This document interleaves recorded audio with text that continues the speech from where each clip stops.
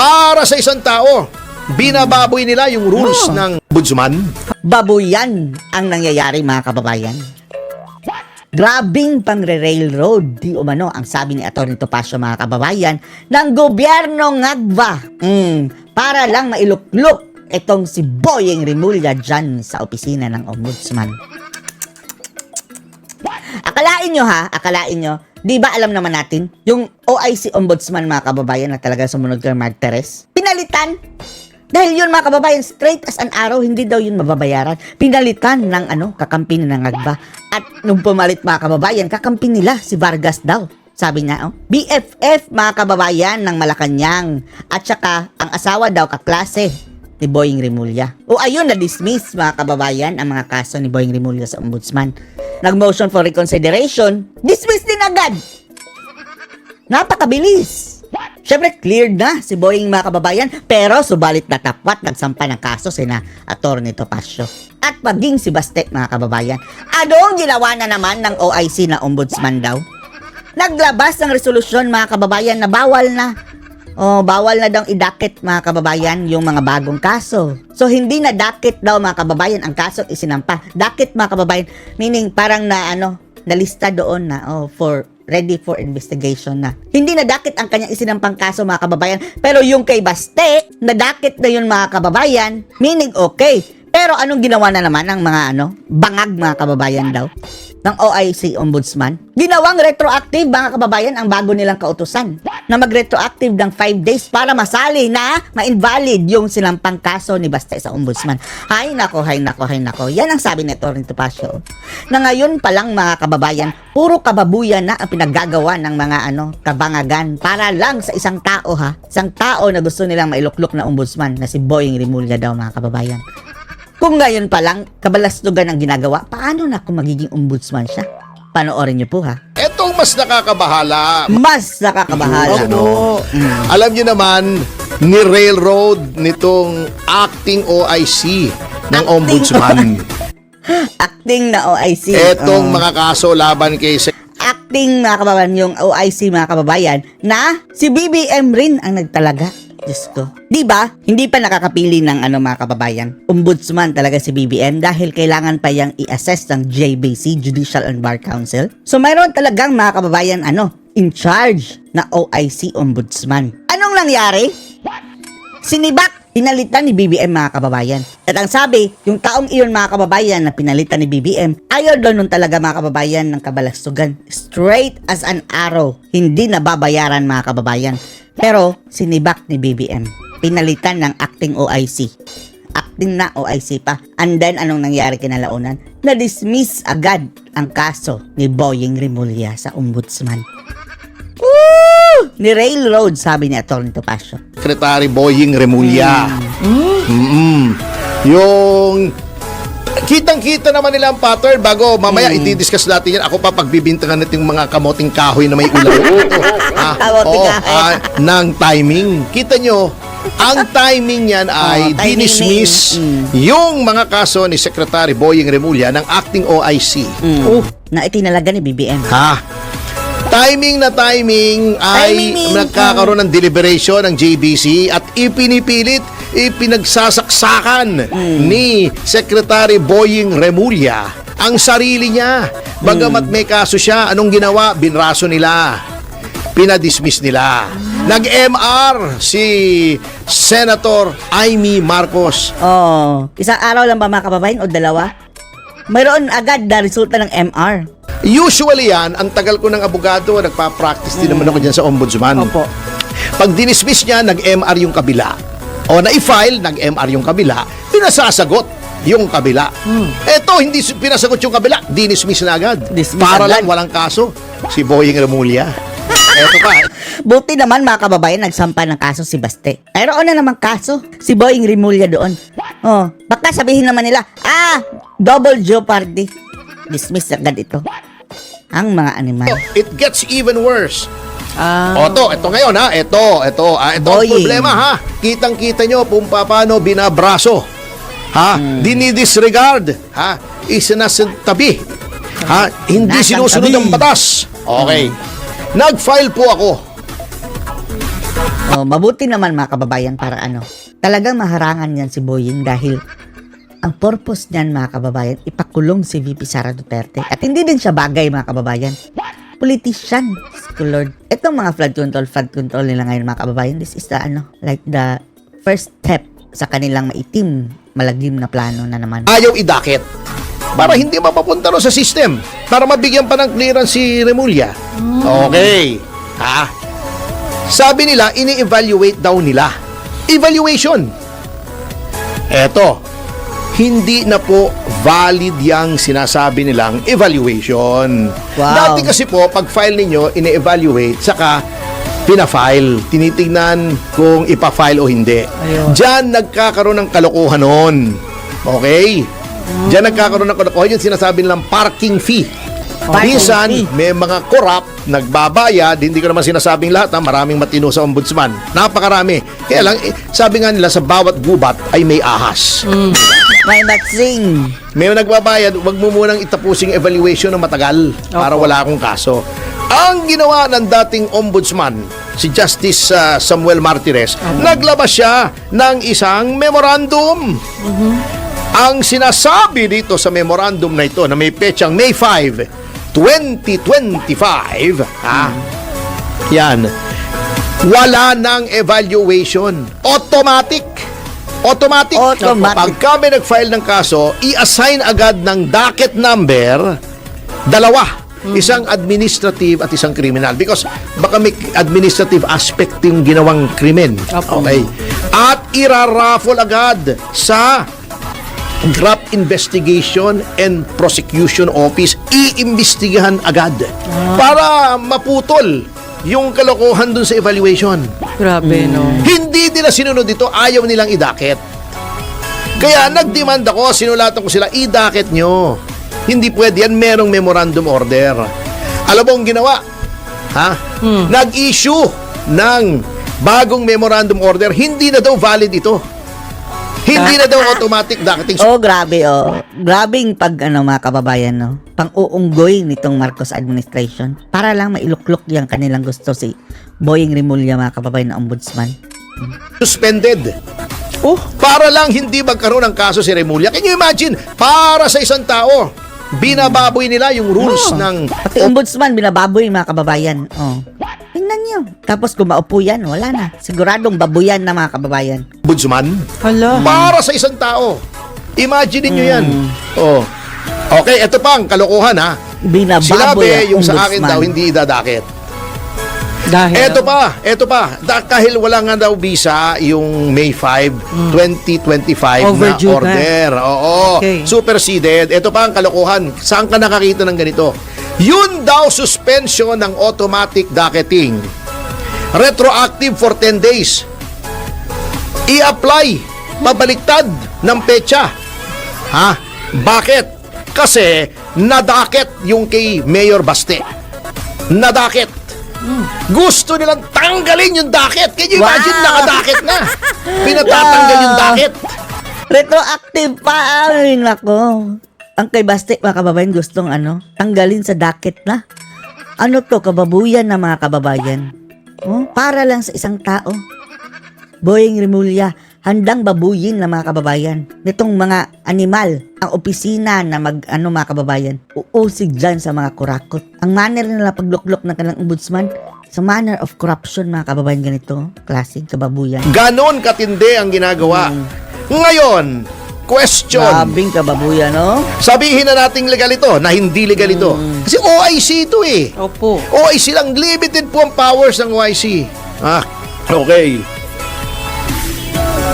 Eto ba, paano natin ma-expect na ang isang ombudsman, halimbawa, na-appoint, OIC lang ang hari-harian, no? si Boying Remulla ang ombudsman, na pag nangyari yun, ay talagang pinagtampuhan na tayo ng langit. Sinasabi ko sa inyo. Paano mo ma-expect na independent yan when lahat ay ginawa ng mga nasa kapangyarihan para isiksik siya Para sa ombudsman? Anong independence niyan? Utang na loob niya Ayun. sa Malacanang. Ang pagiging... Kasama sila, mga kababayan. Kaya nga hindi natin masisisi itong mga tao, mga kababayan. Masama pong maghangad ng hindi maganda sa kapwa. Pero hindi natin masisisi ang ibang mga netizens, mga kababayan. Parang kinakurse si Boying Rimulya, mga kababayan. Diba second chance na niya? Second life na ba? O ilang chance na yan sa life? Masamang damo. Muling tumaba, mga kababayan. Kinakurse siya ngayon ng mga tao dahil sa kahudasan na pinaggagawa. Lalong-lalo na ito, pinagpipilitan maging ombudsman. Lahat gagawin. Ombudsman niya dahil hindi lang siya in-appoint kasi yun talaga ang poder ng Pangulo eh. Opo. I-appoint. Hindi lang siya in-appoint, pinagpilitan pa siya. Pinagpilitan pa. Lahat ng batas ay hindi nila susundin, ma-appoint lang si Remulla. Paano Grabing magiging kababuyan. independent yan? At anong klaseng ombudsman ang ayos sumunod sa batas? Grabing kababuyan. Wala na. Di ba? Ngayon, eto pa. Gusto pa ni Boying Remulla na wag sundin yung tradisyon na yung shortlist ay wag doon kumuha ang Pangulo. Wow! In- Oh! Ano ka? Ngayon pa lang diktador na, mga Sa kababayan. konstitusyon yun. Actually, sinubukan niyang gawin noon ni President Gloria Macapagal Arroyo. Pero, hindi sumunod ang JBC, hindi pinagpilitan ni Mrs. Arroyo in fairness to her.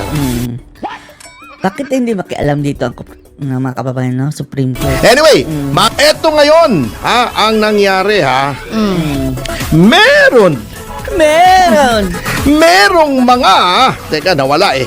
Oo, merong mga empleyado. Eto, hindi ko verified yung katotohanan nitong nakalagay dito. Pero ang verified ko ay, ito ay napadala na kay Chief Justice Alex Hesmundo at sa mga miyembro ng Judicial and Bar Council. Yan, okay na ito ay isang liham na may petsang September 15 kung saan itong empleyadong ito ay kanyang binabatikos si Acting Ombudsman Dante Vargas. Ito hindi nire-report na Appointed son. Yung talagang rightful na mga kababayan, acting ombudsman, pinalitan. ng media. Dahil anonymous daw. Pero para sa akin, di ba, meron naman tayong reliable sources. Yes. Tayo naman ay yung ombudsman naman, ombudsman nga po mismo. Yung mismong ombudsman, pwedeng tumanggap ng anonymous na reklamo ayon sa Ombudsman Act. Okay. Nasa poder nila, kahit anonymous, pwede lang imbestigahan. Ito, verified ko na naisumite sa JBC. Hindi niyo ako pwedeng tanong kung sinong source ko because I'm a legitimate journalist. Ako'y kolumnista ng Daily Tribune. Ako'y miyembro ng National... director pa ako ng National Press Club at ako'y Akala natin sa pelikula. commentator dito sa DWIC. Therefore, the Soto law applies to me. I cannot be forced to reveal my sources. Ito ay sinasabing binubuli. Sinisigawan sila. Tinatakot ni OIC Dante Vargas. Kasi Ay, nako. Grabe, no? Yung appointed ba, kababayan? nga, yung iba ay ayaw sumunod doon sa gustong mangyari na huwag idakit, tanggalin yung dakit, sapagkat alam nila na may isang tao lang ang pinapaboran. Yan, Alam nila yung tama. Nakikialam daw dito sa pati pag-encode. Grabe, no? At Kababuyan, no? nangyari, onwards, nangyari at nagsimula ang lahat na ito dahil sa issue. At Pati mga kababayan, yung pag-interview sa JBC. Paano nangyaring na-interview nang wala pang clearance galing sa ombudsman, 'di ba? Talagang special si Boying. kaso nila DOJ Secretary Remulla. Hala. So, ibig sabihin, halatang-halatang pinagbibigyan ang isang tao. Ayan, tao. oo. Napag-alaman din daw. Again, sinasabi ko, hindi ko alam kung totoo o hindi itong liham na to, pero nag-i-exist itong liham na to, verified ko at pinadala sa mga miyembro ng JBC na sinundo di umano si OIC Vargas sa kanyang bahay at dinala sa Malacanang upang kausap. Aroy. O, yan na. Alam na this. Kung nasa, mga kababayan, sino ang nasa likod niyan. Basta ganyang mga kabangagan, mga kababayan. Galawang Marcos. Lord. Sino ba nasa Malacanang? Ni Presidente Marcos. And I quote the letter. Tinanong si acting Ombudsman Vargas ni Presidente kung kaya niya i-dismiss ang kaso nila, DOJ Secretary Remulla. Oh, na-dismiss na nga mga kababayan. Nag-motion si Amy, dismiss din. Ang tanong, di ba bago pa yan mga kababayan na-dismiss? Alam na ni Amy na ma-dismiss eh. Kumusta kaya yung ano mo Amy? Final mong kaso. Baka sadyang may gusot doon na ma-dismiss nila. Makitaan ng mga technical mga kababayan. Itong kay Baste, nadakit na mga kababayan tapos gusto nila i-retroactive. Oh, pinawalang bisa mga kababayan yung ano, na 5 days para ma-invalid din yung kay Baste. Scholar. Oh, at mali Kababuyan. Oh, kababuyan na. man mga daw kababayan. doon, quote, kinausap din umano siya ni DOJ Secretary Remulla tungkol sa kaso niya at higit sa lahat, ikinagulat namin na ang asawa ng acting Ombudsman Vargas ay kaklase pala ni DOJ Secretary Remulla God, sa kaklase. UP Law. End of quote. Yan. Grabe, no? Sama-samang babangag mo. Alam nyo, napakakapal na talaga ng pagmumukha ng gobyernong ito. Napakakapal na pagmumukha ng gobyernong ito. Kababuyan ang mga pinaggagawa mga kababayan. Na-point pa nila si Remulla sa lahat ng isyong mga ito. Oo. Na talagang tinitwist na ang batas para ma-accommodate lamang Grabe si naman. Secretary Remulla. Yan ang mabigat dito sa pangyayari. Grabe, no?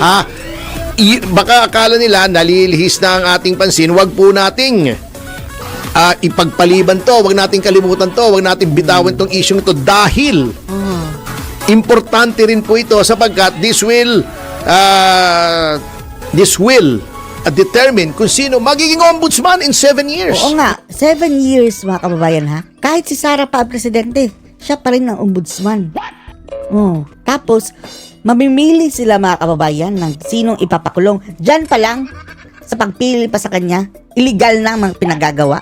Sindikato na ang galawan, paano na pa kaya kung siya na ang ombudsman? Oh. Kulong si Sara Duterte niyan mga kababayan, sabi ni Amy.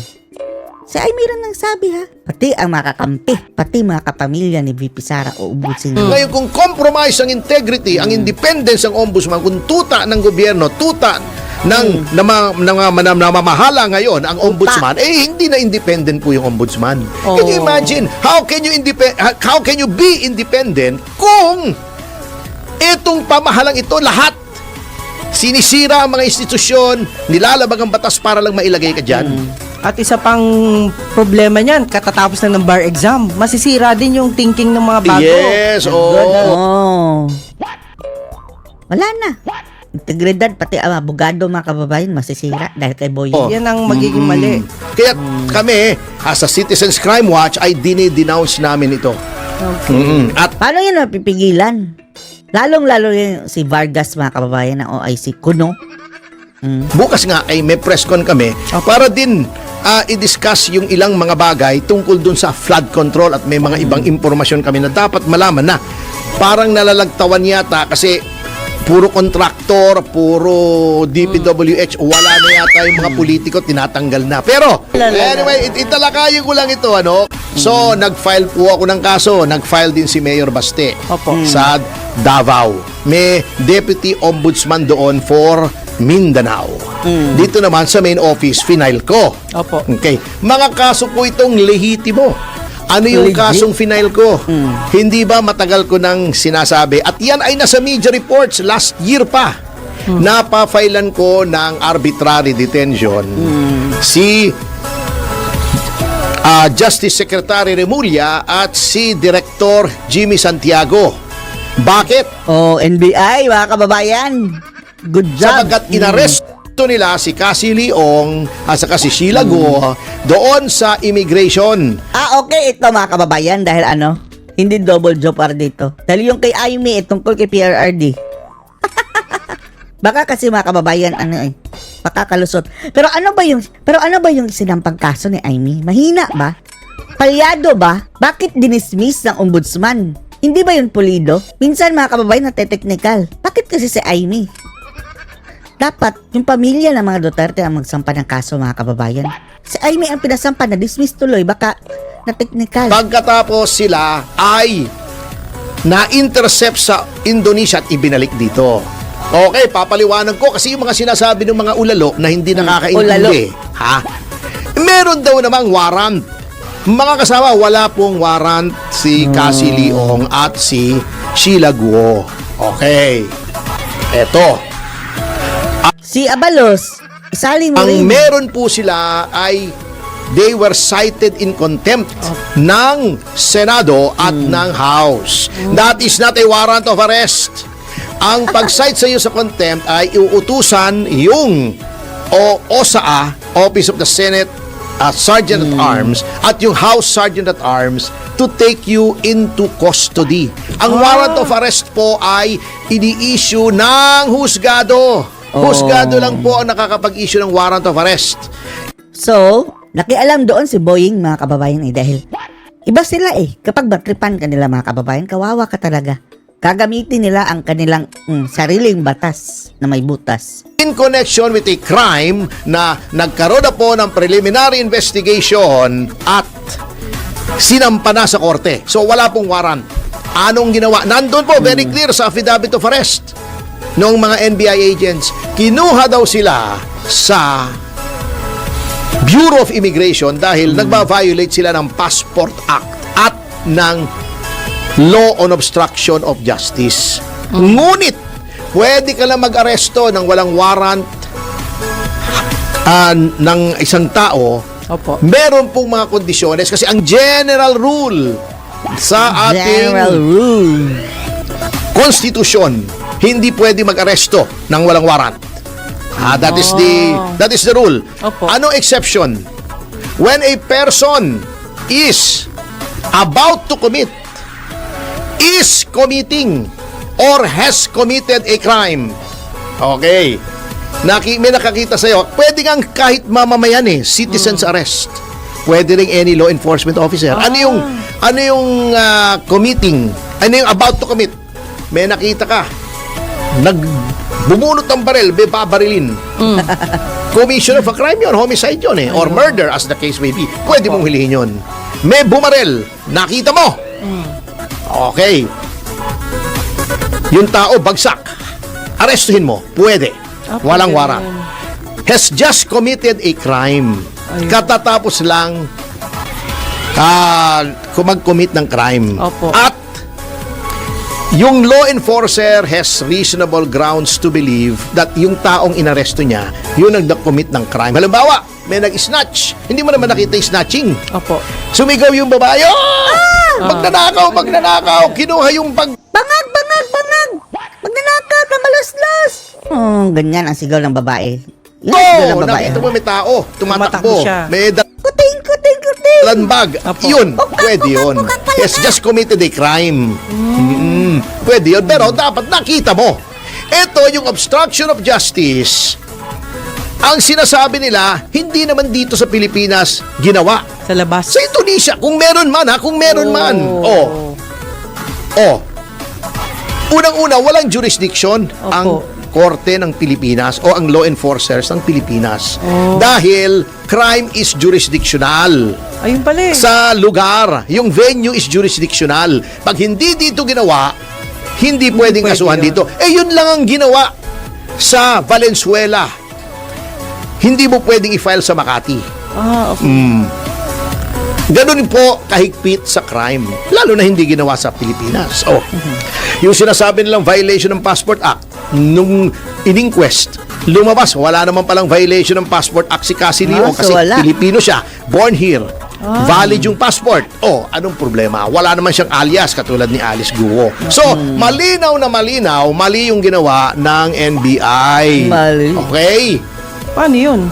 Yun nga, kini-question Mali nga pala namin. eh. Dapat yun, upon nag-intercept yung dalawa at binalik sa Pilipinas at nasa Bureau of Immigration, tinurn over ng Bureau of Immigration sa House. Kasi yun ang merong order of contempt Nauna yung House kesa sa Senate. Kaya nga, kinukuha ng House kinuha din naman ng House after 3 days pa. In the meantime, na hindi nila tineturn over yon sa House at wala silang warrant at aminado sila under oath kasi kinross-examine ko yung agent. Yes.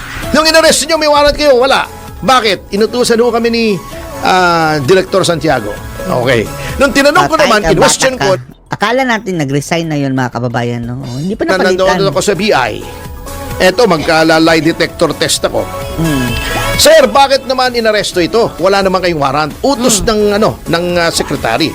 Oh, ganun Sino lang. ang kanyang head? Oh, And so they dinamanda ko. dahil mababa na ang rating ni BBM. Gusto grabe.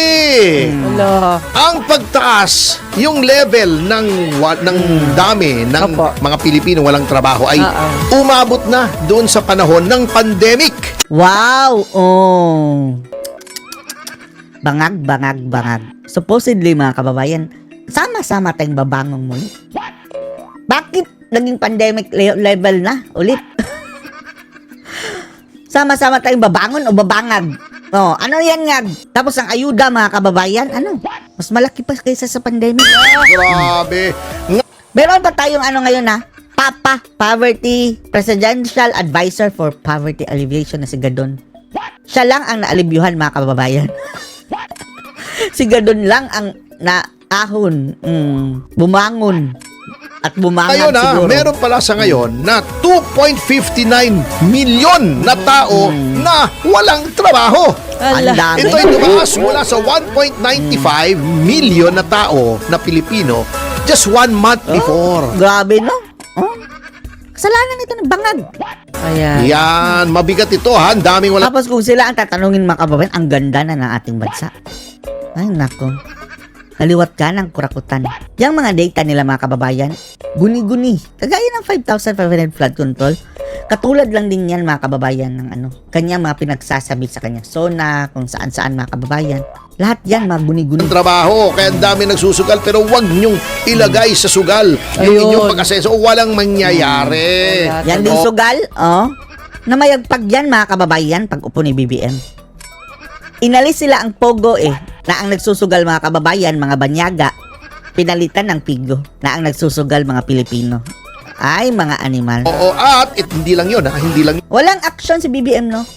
Challenge siya, mga kababayan, why don't you, ban all the way, all this gambling, online gambling. Sabi niya, mahirap din mahirap. Oh, mahirap kasi, wala natin, may kumikita ba dyan? Pagkaalam natin, mga kababayan, etong sina Admiral, 'di ba, abogado 'yan. Sila daw ang kinukuhang abogado, mga kababayan, itong mga pogo. Oh, sabi ni Roque ha, mga inchik, mga kababayan. So, alam nila kung ano ang pamamalakad diyan sa sugal-sugal na 'yan. Oh. Dati pa to ha, dati. Hindi pa presidente si Ngagba. Ang firm ni Admiral. And then, nung naupo na, mga kababayan, nakita siguro nila ang magandang negosyo. Ginurgor ang pogo, tapos pinalitan ng pigo. Sa anong pinalit? Basta Pilipina, mga kababayan, local na gaming na. Wala natin kung anong kaugnayan nila, mga kababayan, dito sa mga online gambling na ito. Bakit hindi nila maiban? Na mayagpag nga sa panahon nila, di ba? yun. Yan. Yung 6.8 million, ha? 6.8 million people, Opo. mga Pilipino ay Oh, nagsasabing ang dami kulang yung sweldo nila sa kasalukuyan nilang trabaho. Hindi At kasya. naghahanap ng sideline, racket. Ayun. Tama. Oo. Kulang ang sahod. 6 million, mga kababayan. Tapos ang walang trabaho, 1 point, basta something, tumaas. Yan ha. Dahil dyan daw, ay yung underemployment rate ay tumaas mula 11.4% to 14.8%. Wow, Mabigat. Dumadami ang walang trabaho. Anong ginagawa nung Presidential Advisor on Poverty Alleviation? Nakatunga nga. Sabi, haka-haka lang daw yan. Si Larry Gadon. Nawawala. Siya ang Diba naalibyuhan. yung trabaho poverty alleviation? Oh, Saan tumataas ang walang trabaho. Tumataas ang bilang na nagsasabing sila'y nagugutom. Tumataas ang bilang ng mga nagsasabing sila'y mahihirap. Oh, niretain pa yung Presidential Advisor on Poverty Alleviation. Sipain na Walang yan. na-alleviate na poverty. Sa tingin natin, kinuhay lang yan sa Gadon, mga kababayan, para hindi bumaliktad. Dahil, kapag nagkataon, mga kababayan, na hindi yan napaboran, aawayin niya si BBM. Patindi pa naman ang bungangan yan, mga kababayan. Pinasify lang yan. Oh, para tumigil sa Sasabihin niyang incompetent. Sinong incompetent sa atin? Hindi mo nga mapababa yung poverty level, tumataas tumaas. pa. Oo. Layas sa ganda Puro doon. kapuitan kasi yung ginagawa mo eh. Kapitan. Grabe kasi. Ay, kapitan. Anyway. Ako naman si Miss Anyway. Juvie de Guzman. Nag-iwan po sa inyo ng mga katagang susupil sa inyong Yan na pala, pagnanasa. mga kababayan. Hingin sa inyong mga kasalanan. At titimo sa iyong kaisipan na wag makiki-api. Join us. 1, 2, 3.